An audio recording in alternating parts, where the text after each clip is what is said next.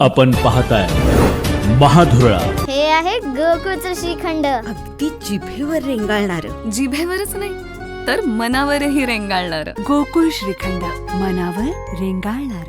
नमस्कार, महाधुरळा युट्यूब चॅनलमध्ये मी गुरु बाळमाळे आपल्या सर्वांचं मनापासून स्वागत करतोय. पेट्रोल आणि डिझेलचे दर वाढले. कोल्हापुरात 3 रुपये आता पेट्रोल आणि डिझेलच्या दरात वाढ झाली आहे.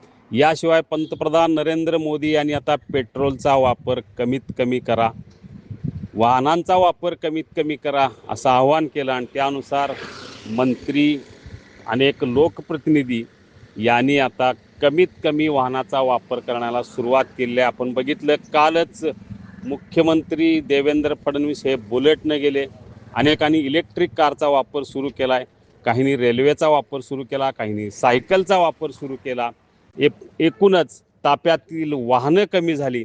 या सगळ्या पार्श्वभूमीवर कोल्हापूर जिल्हा परिषदेच्या अध्यक्षांनी सुद्धा पंतप्रधान नरेंद्र मोदी यांच्या आवाहनानुसार एस टीने आज प्रवास केला. कापसी ते कोल्हापूर त्या एस टीने आल्या. शिल्पा खोत यांनी एक वेगळा आदर्श लोकप्रतिनिधींच्या समोर उभा केला, कारण त्यांनी कापसी ते कोल्हापूर एस टीने प्रवास करत पंतप्रधान नरेंद्र मोदी यांनी केलेल्या आव्हानाला वेगळ्या पद्धतीने प्रतिसाद दिलेला आहे.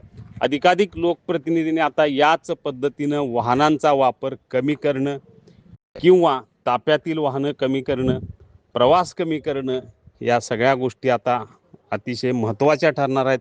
हे सगळं करत असताना फक्त फलकबाजी, प्रसिद्धी किंवा अन्य मार्गानं केवळ चमकोगिरी न करता खरोखरच पेट्रोल डिझेल वाचवण्यासाठी प्रयत्न करावा, हीच जनतेची अपेक्षा आहे.